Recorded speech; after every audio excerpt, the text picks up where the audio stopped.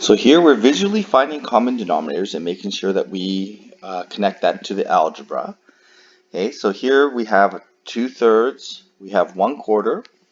So we're going to rewrite this in terms of the common denominator. So I need the common size pieces. So I need to make this into 1/12 pieces. Okay, so how many fraction pieces are in each circle? Well, let's first of all get the common size pieces here. So I'm going to divide this into 12ths.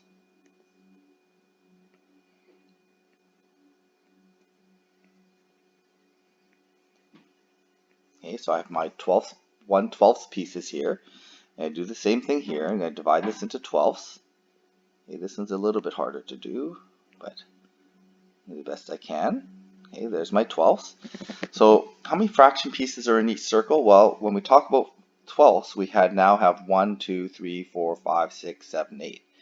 So I started with 2/3, and I did it in groups of 4.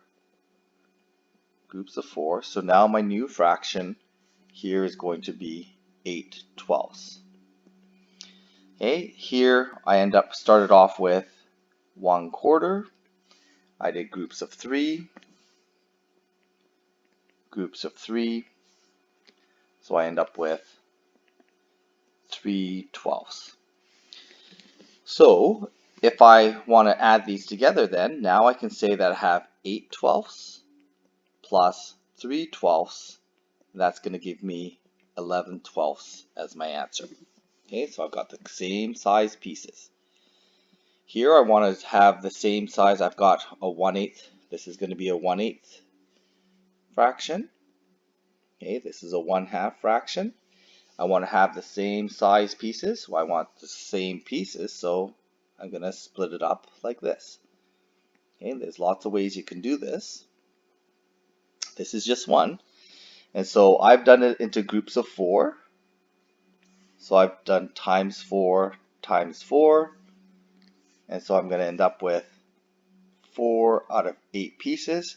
Here I don't really need to, divide it up. Maybe I should show that I have, 1/8 pieces here. And so if I want to add these together, I now have 4/8, 1/2 plus 1/8 equals 5/8. Okay. Here I have 1/2. I have a 1/2 fraction. And here I have a 2/5 fraction. So I need to get common size pieces. Well, I kind of know that my common denominator is going to be 10. So how am I going to split it up into groups of 10? Well, one way to do it is I can just do groups of 5. And notice that that's exactly half of that triangle. Now, if I didn't want to do thirds, this would be a bit of a problem. But now I can actually divide it up into the same size pieces like this. So I did this into groups of 2.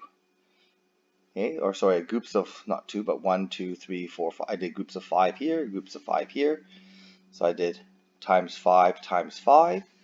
Here I'm going to do the same thing, except now I'm just going to split it up into groups of 2. So that's going to be times 2 times 2.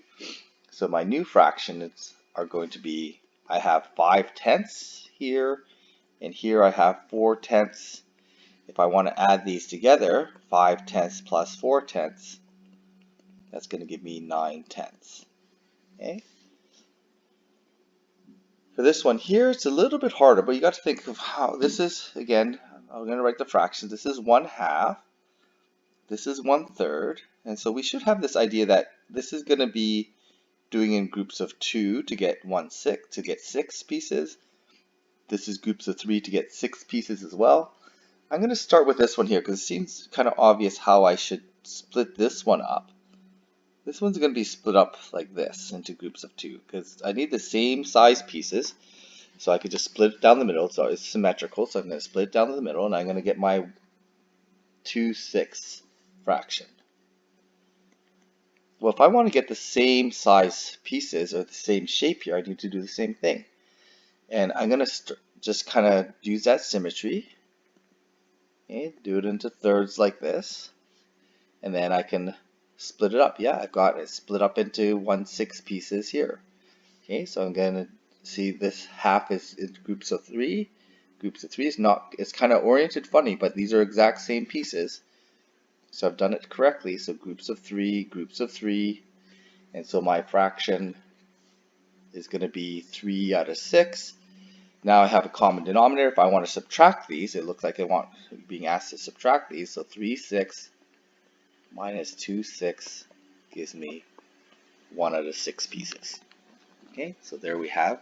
So I'll make sure that you do some practice with these. Okay, there's some links for the visuals here.